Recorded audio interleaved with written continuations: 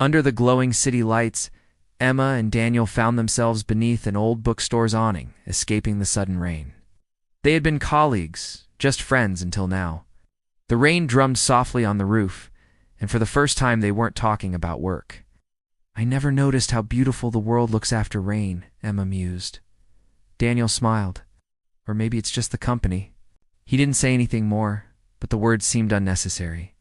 The air between them was charged with a new energy. The chill of the night brought them closer together. And when Emma shivered, Daniel gently pulled his jacket around her shoulders. "Maybe it was fate," she whispered. "Or maybe," he said, brushing a damp curl from her face, "it's just the beginning."